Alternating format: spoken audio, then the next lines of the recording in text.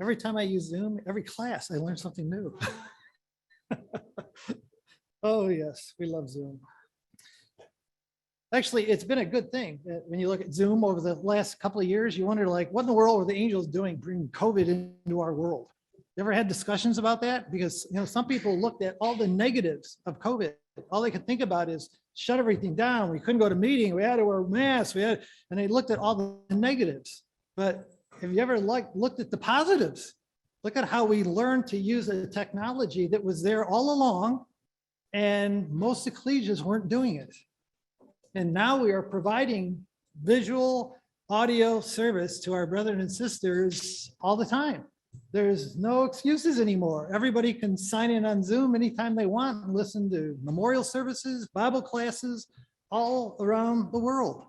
And it may have been that God was trying to open us up to use of new technologies and keep them going.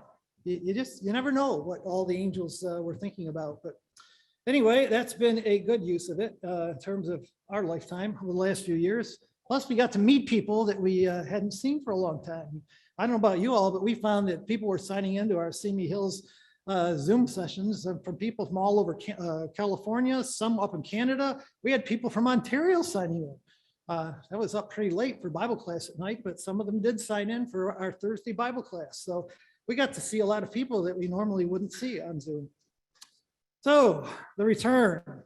Ezra is now recording for us that Joshua and Zerubbabel had been given permission to go back.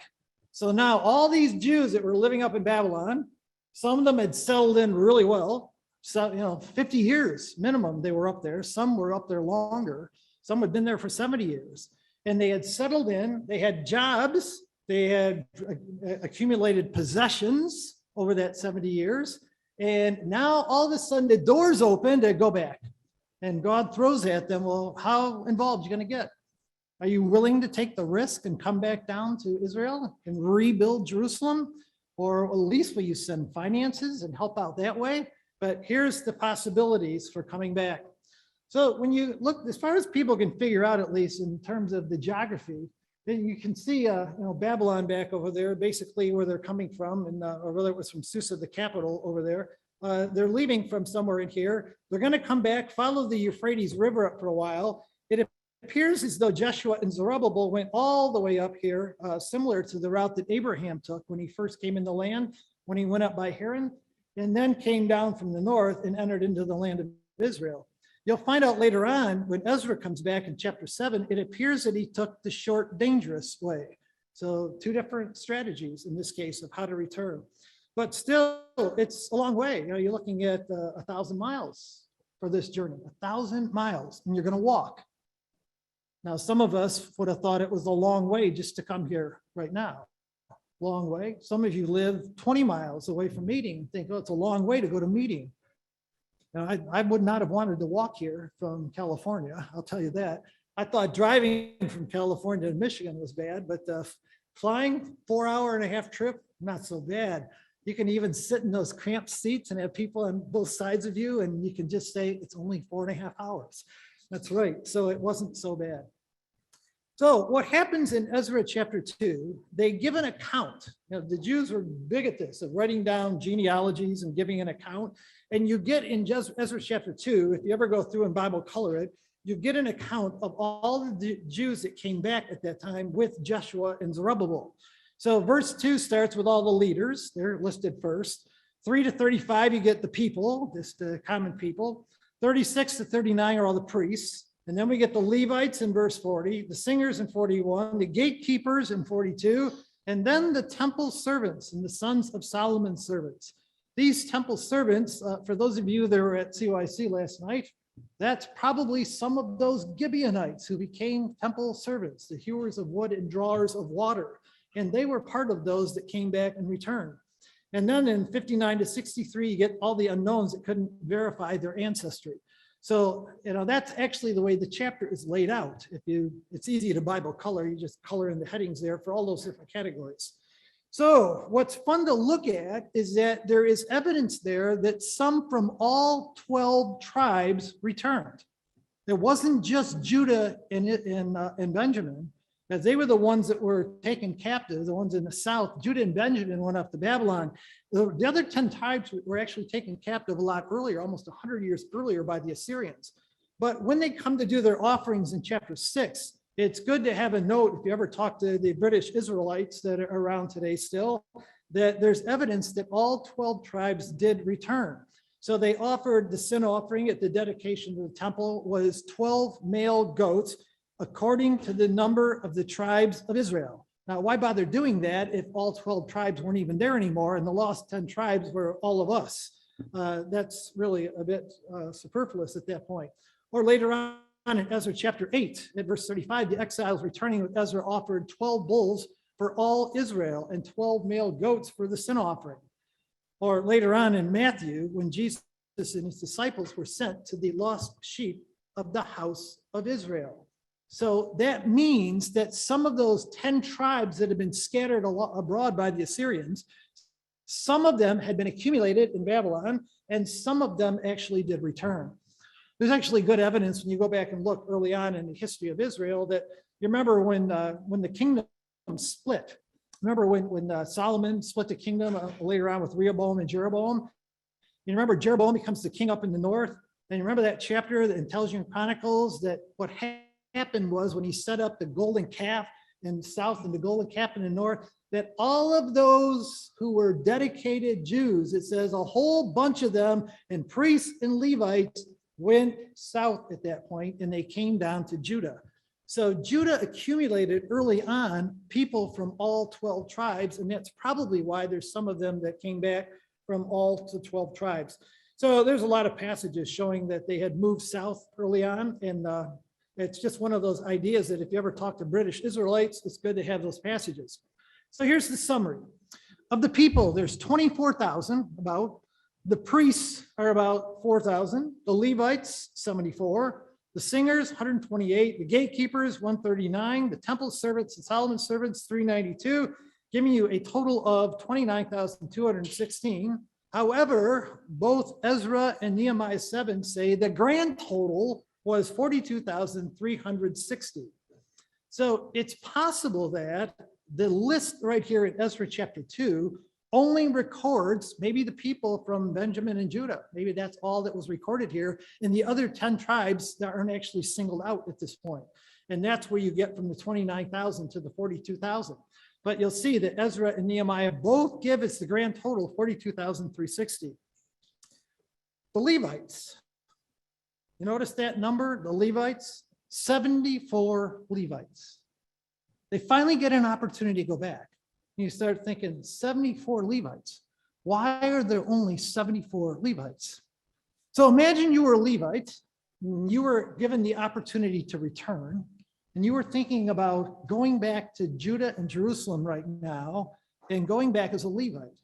What would hold you back? Now, Levites, generally in Israel and Judah, Levites were well educated. They had to read the scrolls. They were better educated people than the common Israelites. The Levites, probably when they were taken up to Babylon, were incorporated into Babylonian life quite easily. They could read, they were educated. They probably got really good jobs up there as well. And here they are living up in Babylon right now. Persia's taken over. They have the opportunity to come back. And what are you going to come back to? Nothing. Nothing. And how did the Levites support themselves? Well, they depended on the people bringing in their tithes. Tithes of what? There's nothing. They didn't have any crops. They didn't have anything. And you can understand from the Levites' perspective, it was not really an exciting event to them. It was a lot more comfortable and easy to stay up in Babylon, stay in Persia. Why bother coming back? Because, in this case, only 74 were returning. Later on, you're going to see when Ezra comes back and he gathers all the people that want to come back with him, they get together at the river and they look around, they figure out, how many Levites did Ezra have? 0. No Levites.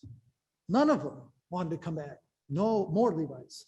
So there's a reason the Levites didn't want to come back. I would think very clearly, they didn't trust the people. They weren't sure about this whole situation, whether it was really a life for them at all. So remember back in chapter 1 at verse 5, it said the heads of the fathers' houses of Judah and Benjamin and the priests and the Levites with all those whose God's spirit had moved arose. So Judah and Benjamin are specifically singled out, which may be why that total is 29,000. And then all of the people add up to 42,000. It's just a suggestion people have. If you want to see even further, this came out of Kyle and Delitz's stuff, that when you look at Ezra's account and Nehemiah's account, and even in the apocryphal book, First Esdras, all of them list the total as being 42,360. So that number seems to have been something that everybody accepted, the 42,360, of which you've only got 74 Levites, according to Ezra 1 or Ezra 2. So when you look at the comparison of the Levites compared to the community normally, in Ezra chapter 2, it's only about 0.17%. That's not 17%, that's 0.17. We're talking about less than 1% of the people that came back were Levites, 1 out of 588. In Numbers 2, when the Levites were numbered, they were 3.5% of the people. And in Numbers 26, later on, right before they went in the land, they had grown to 3.7% of the people. And now they're down to 0.17. So something's really happened with the Levites where they really didn't want to come back, weren't really interested, because they probably looked at the fact they depended on the tithes to survive. They had good jobs in Persia and they didn't want to come, which is all part of why Zechariah 2 has to send out that message to get out of Babylon. And I think that's why that story of Haman comes in at this point. God was trying to warn the people to get out of Babylon. So the role of the Levites, when you look at their job, they were really the support group for the priests. They did things like Sunday school teaching today. They were CYC leaders. They were seminar helpers. They did all kinds of jobs. They weren't super high profile. They weren't as high profile as the priests, but they depended on the people to support them. They weren't allowed to own land. They depended on the Israelites for their food. They were responsible to teach the truth. Now, if you're going to go back there and rebuild a community, you need some Levites. You need to support people. I mean, you look at this gathering today, and you look at, well, here I am giving the classes, right? Great. So you have one speaker come in who gives the classes. You have a presiding brother who's got a job today, right? We count on him to keep that rolling, to tell me to quit when it's time to quit. Make sure we don't miss dinner tonight and all those kind of things. But look at all the other jobs that go on to make this a success. Look at all the organizing ahead of time, all the preparation, setting up the tables, getting the kids' classes and all the food and all these different things that happen. There's a lot of stuff that goes on as support work in our ecclesias, and we need people to jump in and take those jobs. Volunteer for them. God's looking for volunteers, not people who have to do a job, but people who are willing spirits, those whose spirits God has stirred up to do those jobs. And so be careful, because I really think in this life today, in this world, that Christadelphian children grow up, in a sense, better educated than many of the people of this world. I've watched at our CHS school in Simi Valley that our kids come out really well educated. The scores are like so much higher than the general average scores of the kids in Southern California. And you look around and wonder, well, why? They're not smart kids that way, but look at the support they get at home from moms and dads who care. Look at the Sunday school program they go through. Look at all the things they do in CYC. Look at all the extra reading we did to them, all the help that they get at home. And so our kids do come out better educated than the average kids out there. But what that means when they go off to college and they start looking for jobs is they can rise through the ranks faster than other people. And all those temptations of this world are out there for them. And we have to not just educate them, but give them really good, clear spiritual guidance about what you do with that, how important it is to stay committed and involved in ecclesial life. You go off to college, but you still come to CYC, you still attend the Bible class, you still get involved in your ecclesia. We've got to keep them involved. And that's what allows them to get through those years and to successfully sort of like migrate those years. So when it came to the priests in Ezra 2 at 61, the sons of the priests, It tells you them that these sought their listing in verse 62 among those who were registered by genealogy, but they were not found. Therefore, they were excluded from the priesthood as defiled. And the governor said to them that they should not eat of the most holy things till a priest should arise who could consult the Urim and Thummim. So, suppose you were one of those priests. What if you had left Babylon? You came down, made that 1,000-mile journey. You get down to the land and you find out they're not going to let you be a priest. They're not going to let you. That job's been taken away from you. What do? Argue? Complain? Throw your hands up? I'm not going to get involved. Is that our response? There were some discouraged people at this point, and God was challenging them. Some people had to accept some pretty bitter disappointments, and still they found a way to work together and to gather as one man. They didn't let those things distract them. So you can't do one job in ecclesial life. You're not allowed to do that anymore. You get something else. You start a new activity. You help out some other activity instead. You don't have to have that job. And to the young guys that are sitting around thinking that you can't wait till you're on the arranging board, you can't wait till you're the recording brother, to whatever, the finance brother, whatever you want to do. You can't wait for the day you can speak. Don't sit around waiting for those days. Get involved in what you can do right now, whatever it is. Any way you can help out. Those are the kind of people God is looking for in his family. That's who he gives eternal life to, immortality. The people who willingly jump in and get involved. We don't worry about what we can't do. We get involved in what we can do, and we look at the positive side of life. That's what God is looking for. So sometimes we do get challenged like that, and we have to pass on and go through those challenges. It's good to notice that those excluded from the priesthood as defiled indicates that the Jews were attempting to follow God's laws. I mean, here they'd lost everything for 70 years. They lost all their stuff, go up as slaves to Babylon. They're captives up there. They finally get to come down. And some of them could have just said, well, we don't really have to follow that law anymore. Does that really matter? Look what it got us. Captivity in Babylon. But they didn't. They went right back and said, we got to get this right. And they knew that there were restrictions placed on the priests. And so they said, hey, look, this time we're going to do it right. So there are times where it's good to get back to reading the scriptures, following the rules and the guidelines God gives us. It's interesting to note that, they respected the dividing lines. They didn't argue, and there's no record of them, saying, well, I'm still going to be a priest, even though you won't allow me to.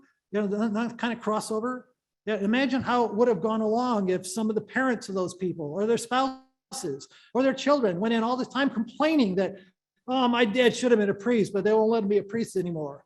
That doesn't help bring unity. That doesn't help bring a smoothly functioning ecclesia. What happens when those discouraging things happen, brethren and sisters, is we tell our children, God's trying to redirect us. He wants us to do something else instead. And so you try something else, and you keep a positive attitude about ecclesial life. If we go around complaining all the time about ecclesial life, and all that our kids hear in the car on the way home from meeting was, oh, that exhortation wasn't any good.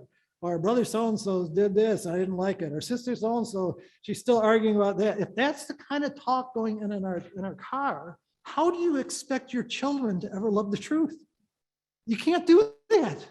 Young parents, don't do it. Resist. You've got to build each other up. Talk about positive things. Encourage your children. That's what God is looking for. He wants to raise godly families. So, ecclesial jobs sometimes are like that, ecclesial positions, even fellowship lines. We may totally agree with the fellowship line of our ecclesia. It's nice coming from California. I don't even know where all your ecclesias go with fellowship lines. I just know that when I lived up here in Michigan, we loved this area for the unity that was here. And it's sad to see that some of it is lost. But in your own ecclesia, you can at least have unity and respect the guidelines, the fellowship lines of your ecclesia. That's all you really have control over. And so we do that. We try to respect those lines, support them, and explain to our children why that's working for our ecclesia. It doesn't have to be perfect. It may not be the right answer. It may not be the best answer, but for right now, it may be the best that we can do. And so we treat those things in a positive way. So down in verse 68, then, some of the heads of the fathers' houses, when they came, they offered freely for the house of God to erect it in its place. According to their ability, they gave to the treasury for the work. And it tells you all the things they donated. And so the priests in verse 70, the Levites and some of the people, the singers, the gatekeepers, and the Nethinim, they dwelt in their cities, in all Israel in their cities. So you see what they did when they came back? They all came back to the land and they scattered out to their cities. And what did Nehemiah deal with? He shows up and finds out nobody even lives in Jerusalem. They had to cast lots to bring people in to live in Jerusalem. Nobody wanted to live there. It wasn't a great place. It was a garbage dump. You know, the Babylonians had wrecked the place. And so they all scattered to the areas, to the farms. And that's what they did. They weren't interested in living in Jerusalem. So free will offerings, it really is important. You see this come up over and over again in this story about offering free will offerings, that God loves a cheerful giver. You know, the people gave willingly with their hearts in Exodus when they donated to the building of the tabernacle. That's what God's after, people who give willingly. In Solomon's temple, they rejoiced because with a loyal heart, they offered willingly. In Ezra here, you find that they gave according to their ability. Same thing the Apostle Paul says when he's trying to develop the Jerusalem port fund in 2 Corinthians 8 and 9. He says, look, you don't have to give so much that you've now given so much, you don't have anything. And the other people that we're giving it to, they have more than you had. That's not what he's after. He's after equality, that we all have enough, but we need to become cheerful givers. And that's one of the ways God looks at our response to his grace that he's given us. How much do we appreciate the grace of God? Tomorrow, when we take the emblems and you think about all the things God has done for us, does that stimulate in you a willingness to respond and to give to people who maybe don't have as much as we have? So in chapter 3, you get the beginning of this spiritual revival. The 7th month had come in verse 1. The children of Israel were in the cities. The people gathered together as one man to Jerusalem. As one man.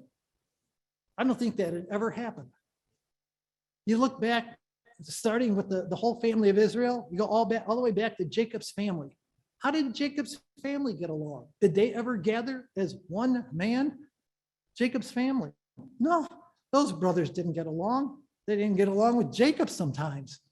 That family never it's probably one of the most dysfunctional families in the Bible.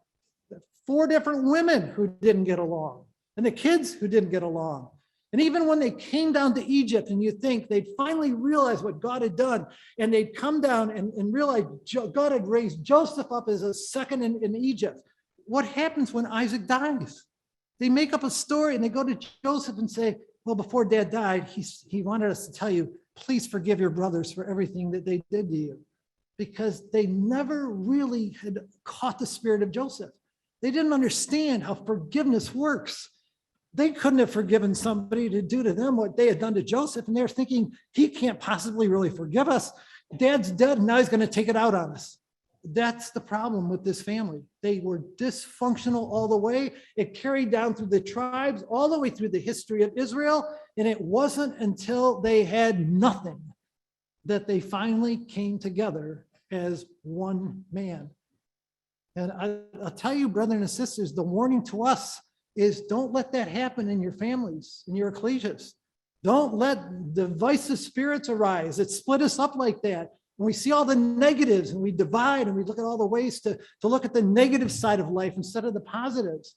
What God can do is take it all away. Take it all away. COVID was just a warning of what he could do. He took away our ability to meet for a while. He took away your ability to have gatherings like this and functions and all that. He could do a lot more than that if we don't appreciate what we have. We've got to learn to appreciate it and work together. So Joshua, the son of Jozadak, Joshua, who's in this case, in the priesthood, he would have been the high priest at this time if they still had a temple and everything was operating. Joshua would have been the high priest. And Zerubbabel, the son of Shealtiel, he would have been the king. Sometimes you don't realize that when you're reading through that, but when you look at the genealogies, that was the high priest family line, and that was the king's family line, Joshua and Zerubbabel. So they arose and built the altar of the God of Israel to offer burnt offerings on it. And as it's written in the law of Moses, again, they're following the law, though fear had come upon them because of the people of those countries. And they set the altar on its bases, and they offered burnt offerings to the Lord, both morning and evening burnt offerings. So the first thing they do is get the spiritual revival on track by getting the worship together. They don't have any house yet, no temple, but we can at least have an altar, a place to meet and have a spiritual revival around that altar. That was the first thing that they chose to do when they came back at this time. And it's a warning to us and an encouragement that unity really comes when we all work together for a common goal. That's what we got to do. That's what moms and dads have to do in your family. Families don't work. They don't function if dad wants one thing and mom wants something else, and you're not working in the same spirit in ecclesial life. The kids all see it, and they realize that disunity. They understand the dysfunction, and they wonder, like, what's wrong? Now, we've got to get this together, brothers and sisters, and show that unity to our children and our grandchildren. We've got to have a common goal. Everybody's goal has to be doing the will of God, helping and serving one another in love. Your children will see that in you. They'll wonder, like, why are we going over to this person's house? Well, they need somebody to visit them. And they realize that you care about those things. Those are things that you do because the Lord Jesus Christ has asked us to serve in his family. And that's part of the thing that creates unity. So here they are in the 7th month, and they're going to keep the Feast of Tabernacles now. Feast of Tabernacles, the Feast of the Ingathering.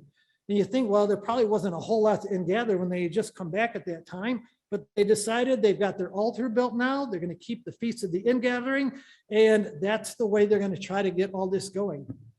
Zerubbabel, if you're wondering, like, in terms of like why he's got the name Zerubbabel, it actually meant shoot of Babylon. So he probably picked up that name up in Babylon. He organizes the return. He would have been the king. He's actually, we think at least, the son of Pedaiah, but he's actually described all the time as Zerubbabel, the son of Shealtiel, because probably there was a Levirate marriage involved.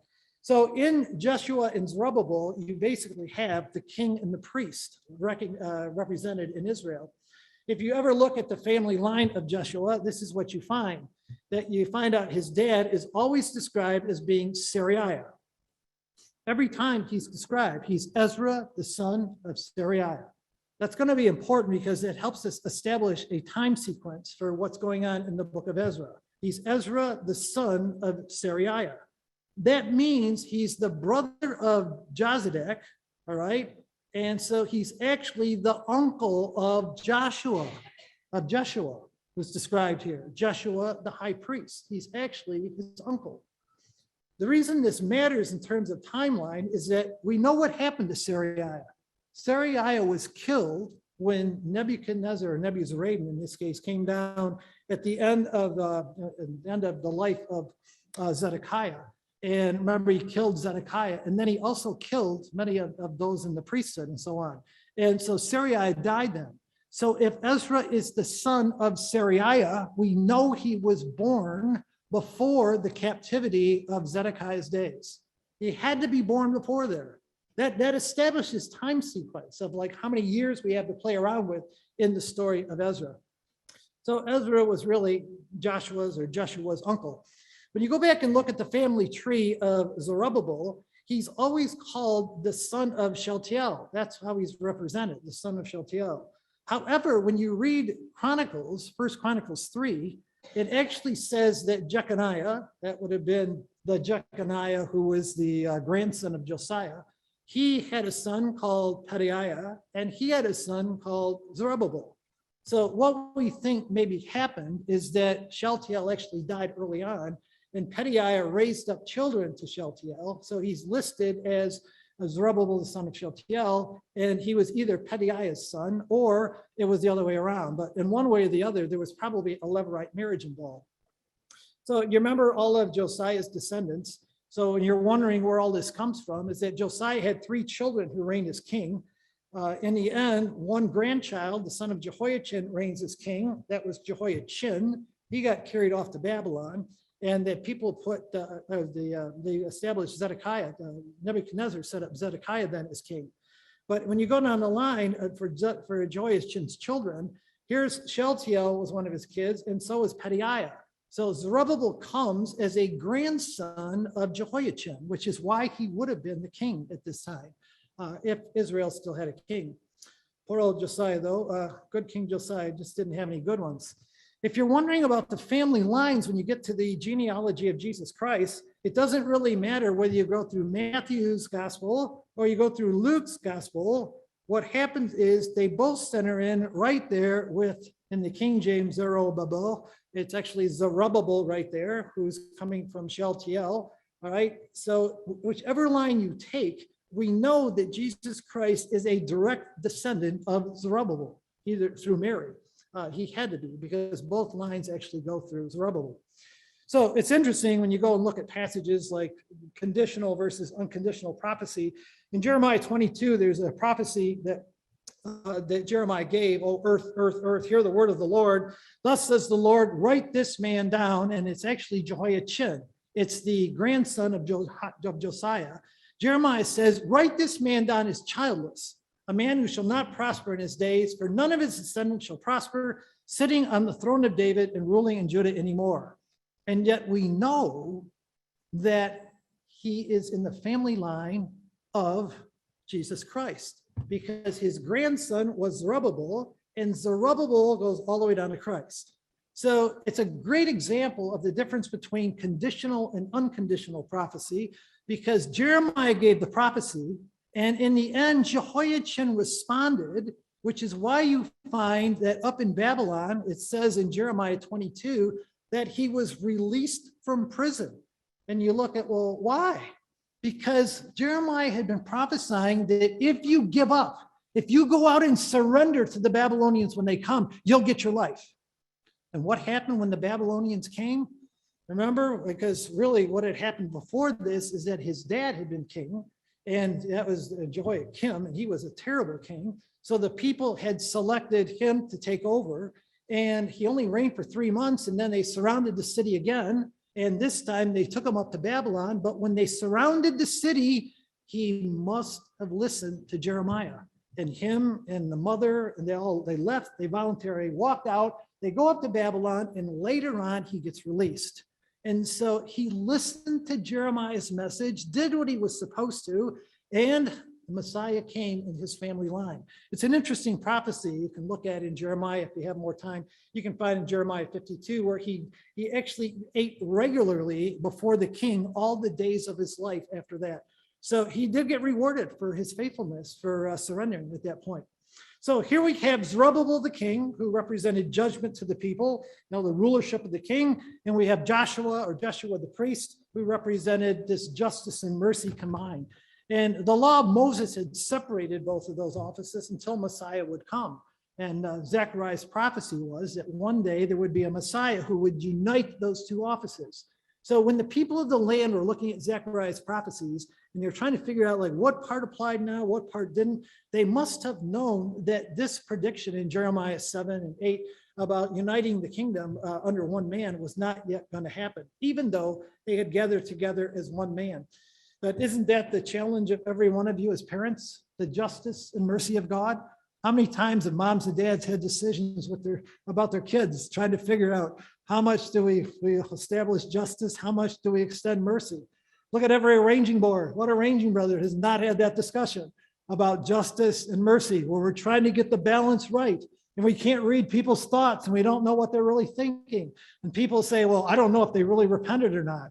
And you get all these things that go on, and we can't read thoughts. And you have those discussions, but God knew nobody could balance that right until Jesus comes. So he purposely separated those things, and really he's telling us you need more than yourself to get it right. As an individual person, I won't be balanced in this.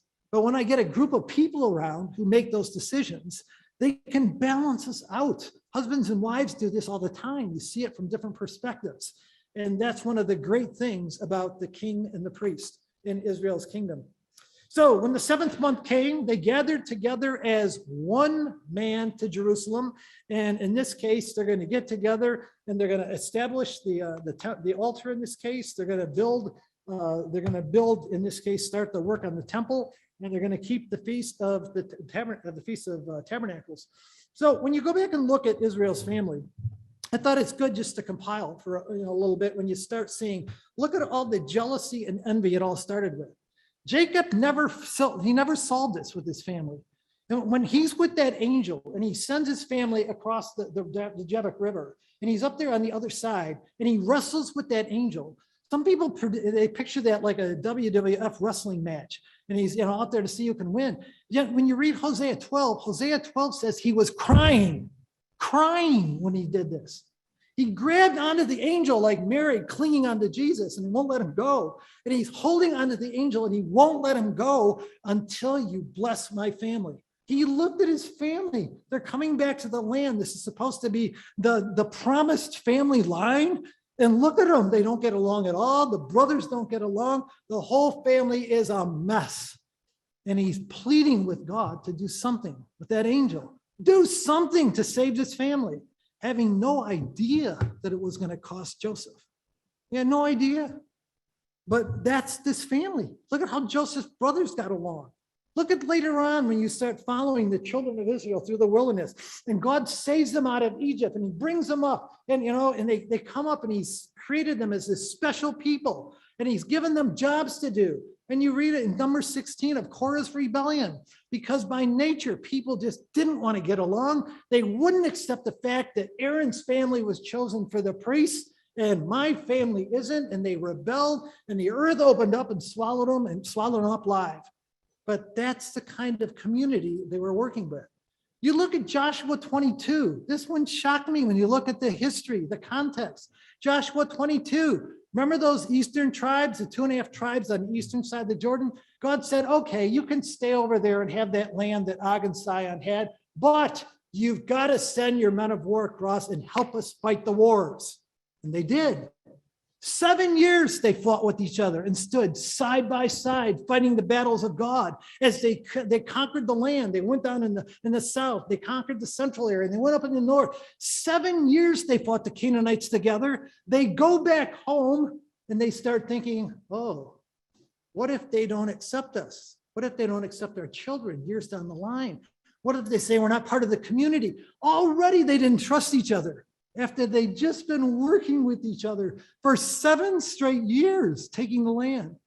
And they say, well, we better build an altar over here as a memorial. We'll build it on the other side to remind all these descendants later on that our children have a right to this land. We're part of the community. And what happens? The word gets out. The rumor mill starts. The rumor goes down. Oh, did you hear what they're doing? They're building another altar up there, a nice big one. And they're going to rebel, and they're going to cause all this trouble for the community. Everybody get your sword and let's go kill them all. That's Israel. That's God's family at this time. Brothers and sisters, we're no different. This is us. This is God's warning. This is what we're like by nature. We don't see the good in the others. We don't find out about an event, hear a rumor, and think, well, there must be a good reason. We respond by thinking. We buy into the negatives instead of really checking it out. Do you remember what Phineas suggested? Before we go kill them all, maybe we should go talk to them. What a reasonable solution. Let's go talk to them. Find out why they did it. Can you imagine being one of those people that went up there and you were so ready to fight them and so angry at them for what they did, and you listened to their story and found out, oh, wow, you were just trying to make sure there was something for your children. You were afraid we would behave just like we behaved. You were right. That's what we're like. See, we need to know that about ourselves. Otherwise, we think we're better than we are. And we think it's the other guy's problem. No, it's my problem. It's us. Look at the Ephraimites when Gideon went and he did all those good things. And you think, wow, they should have been so excited. You got rid of the Midianites. Yes. Oh, no. Why didn't you call us to be part of it? What's the problem, Gideon? Aren't we good enough to be part of the army? See, that's what happens when we look at events from the negative side. if we're that kind of person that views ecclesial life negatively, and we just see all the events and we hear about them, and all we want to hear is the negative. I wonder today if that's part of what the news buys into. My wife's mother said she used to watch the news, and all they had on the news was all these bad things that happen around the world, because people like to think the bad. We can't be like that in ecclesial life and family life. We can't assume the bad. Talk to people, find out what they're thinking. Why did you do this? Why did this happen? Get the real story and try to understand it from somebody else's perspective, not just mine. That's what we need to do. Those Ephraimites, they did the same thing to Jephthah later on in Judges 12. It's one of those fun things when you're doing the Bible readings, you're going through Judges, just start compiling all the disruptive things amongst the tribes. And then you start to realize that these tribes were never united. I remember growing up thinking that when Rehoboam and Jeroboam split the kingdom, that was terrible. They split the kingdom. Oh no, the kingdom was split all along. It was never united. Even David, when he tried, it was never united. They always had, even when David became king, although the southern community, Judah, accepted him, it took 7 more years even for the northern community to fight it out and realize, well, maybe we better accept him. Sort of by default. It was really not by uniting. See, by nature, we are not uniting people. And what you want to take from the story of Ezra, they're going to give you some suggestions about how to work against that, how to fight that spirit of being divisive, and how to create unity in ecclesial life. Remember Sheba's rebellion? When that happened, he just said, we have no share in Israel. We never had anything really. That's how he viewed it. And they clued into this idea of negative. And Jeroboam split the kingdom later on. That's the way the kingdom was all these years until God finally united him. And he had predicted, he said that in Ezekiel 37, he said, the day's going to come, even though you're going up to Babylon, there's a reason for this. All this negative stuff that's going to happen, all this destruction is to bring about the day in which I will have one shepherd. And this one shepherd is going to take the 2 sticks and bring them into one. I'll do it. But it's going to cost. It's going to cost big. And we don't want to let that happen to our families and to ecclesial life. Let's work at unity before God has to do something even more destructive. So Judah and Israel, they did finally get united. The cost was huge, but we got to learn to value and work for. We need everybody to go home and work towards unity in our ecclesias and our families. Not look at all the negative sides, but realize, yeah, we do have negative things that happen. We do have problems that we have to work on, but look at all the good things that we have. Look at all the positives that we have in ecclesial life and family life. So we need leaders that are going to encourage and provide activities that will encourage our ecclesias. Things like this, where you get together as a group, you get multiple ecclesias together. We found out in Simi Valley, you can do that with gatherings like this, with Bible classes. Back in Detroit, we used to do it with CYC, where you get all the CYC kids together. You can do it by having sports teams where you get together and play sports. Sometimes you have sister classes where you get together. There's all kinds of things you can do to provide activities for your ecclesia and others that will help them work together. That should be a big part of what arranging brethren do. Should be, but you got to think to do it. We got to work towards unity. It doesn't come by nature. It doesn't.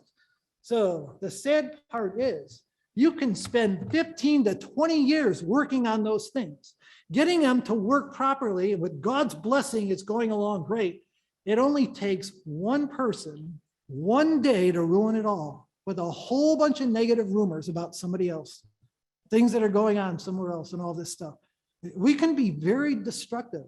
And now you don't even need to show up in person. You can pull out your phone and you can type a text, and you can do it by that way. You can do it by email. You can do it over Zoom. There's so many options to tear down, and it takes so long to build them back up. We've got to work towards unity and realize how important it is.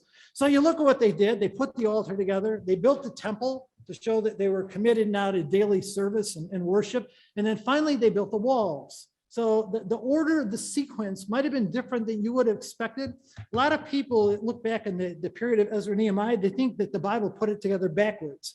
They think that Nehemiah should come first and then Ezra, because they think from a human perspective, if you were going back to Jerusalem and you're in fear of all these people around you, what you would do first is build the walls, build up the walls. But you'll find in Zechariah 2, God says, no, don't worry about the walls. Get working on the temple. I will be a wall of fire all around you, protecting you from all the nations. And he did. But they had to trust God, that God was in it, and he would take care of that. So they start with dedication. They then move on to commitment. And finally, they build up their defenses. And building the altar to God. Yeah, you probably know a lot about alternate altars, and they put together the Feast of Tabernacle, right? They didn't need a temple for that, the Feast of Tabernacles. It does represent the final ingathering of the saints through the years, but for them, it would have represented, they would have lived in the fact that this was an ingathering of God's people down in the land again. And it reminded them that they had been slaves in Egypt, and now slaves up in Babylon. You remember that in Jeremiah. Jeremiah said, the day's going to come when you will no longer look back. I think it's Jeremiah 17. He says, you're no longer going to look back and remember the days when you came out of Egypt. Oh, no. You're going to look back, and your kids are going to look back and remember the days when you came out of Babylon, because that's how bad it's going to get. And I'm going to send fishers, and I'm going to send hunters. I'm going to gather all of you from the rocks and the crevices of Israel, and I'm going to take you by force and take you up to Babylon, and that's what you're going to remember. So it happened, and it would have been a great time for these people, very exciting.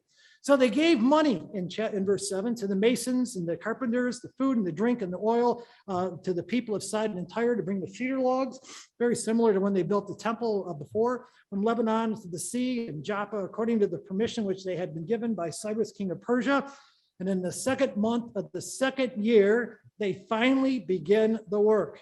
And they began the work, wait on it, verse 8 there. They began the work and appointed the Levites from 20 years old and up, which shows you that they were using David's assignment of the Levites. That's a change David made in the law in 1 Chronicles 23, and above the overseers to the work of the house of the Lord.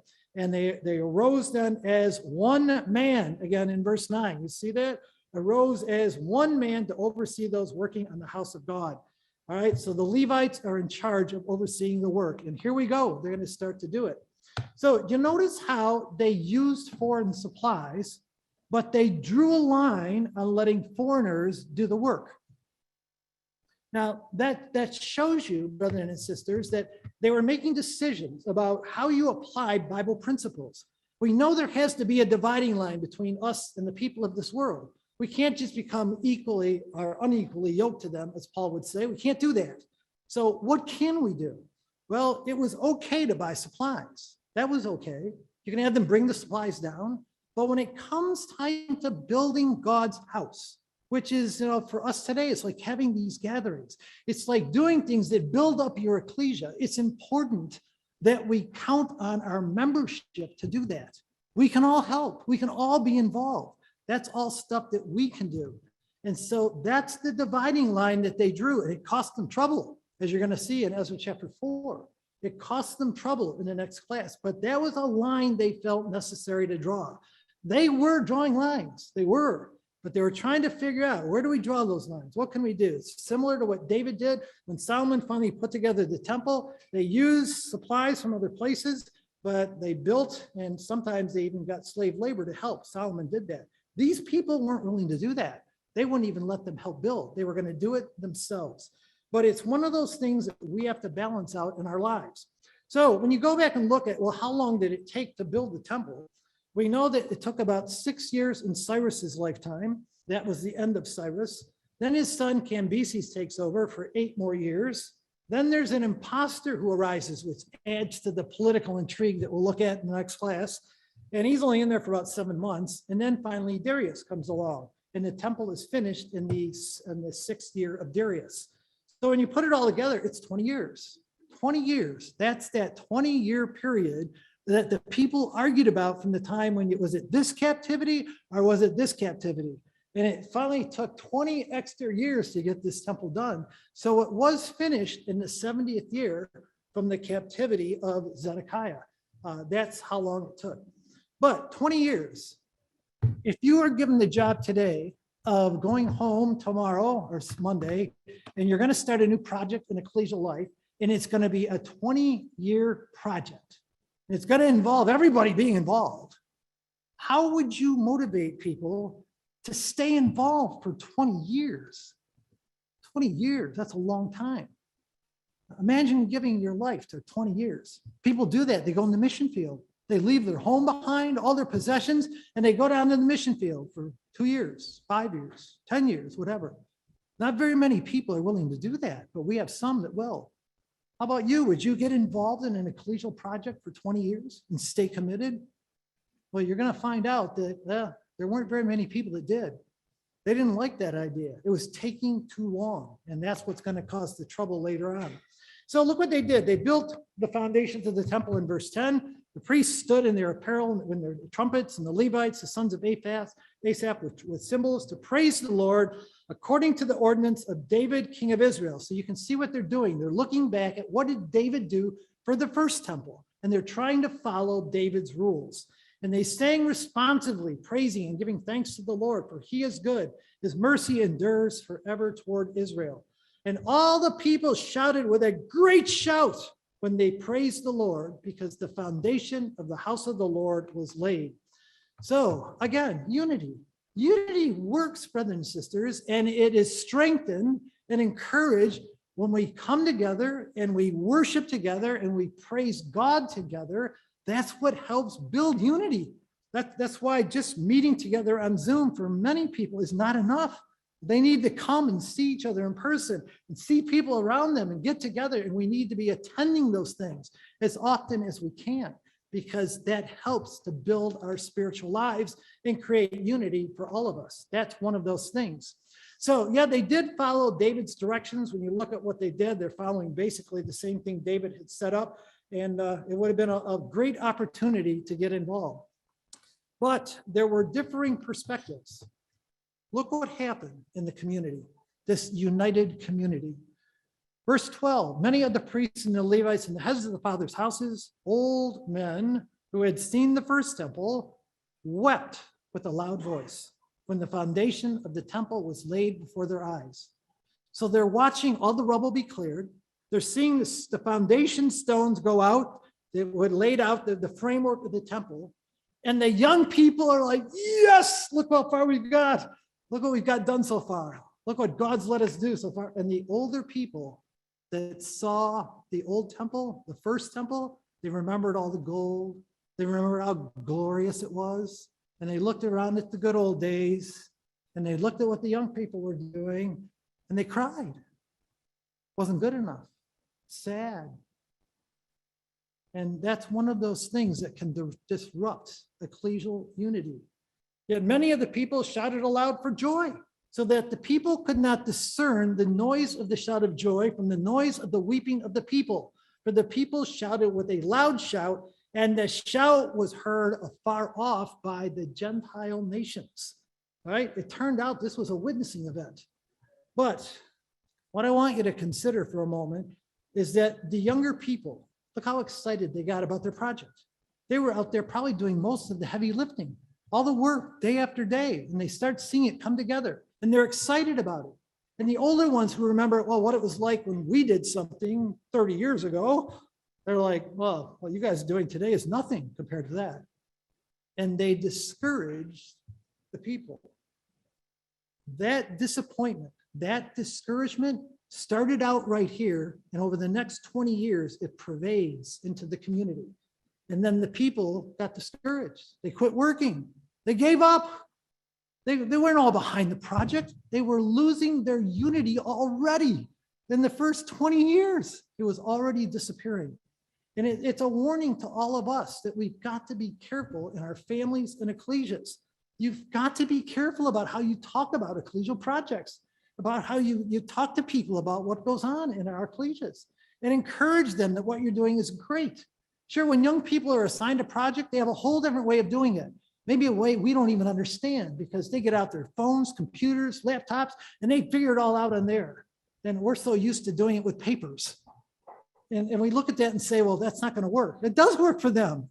And they have different ways of doing all kinds of things. You know, maybe instead of handing somebody a leaflet when they are interested in the truth and they want to know about the Trinity or something, we're so into like, let's give them a leaflet to read. And younger people are like, we'll make them a podcast. a podcast. We'll put out stuff online that people can listen to.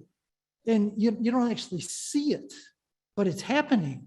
And somebody listens to it in their home, and it has an impact on them.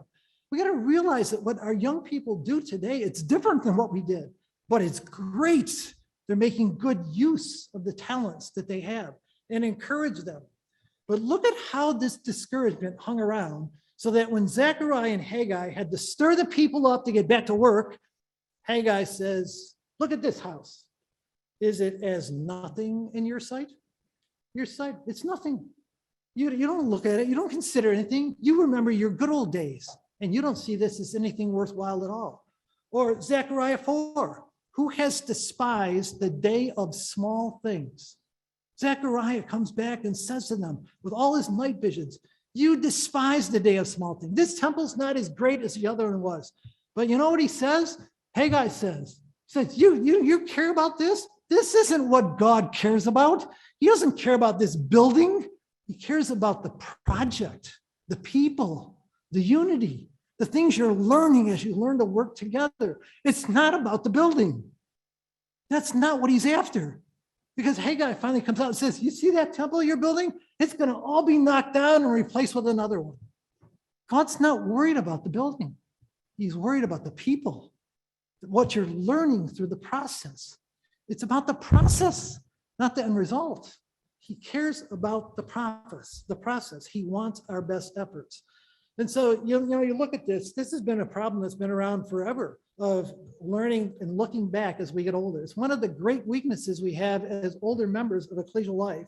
We remember the past with clouds and visions, and we forgot how it really happened, and we sort of remember it our own way, and we present it today like it was so much grandiose more than it was, because we do selective memories at that point.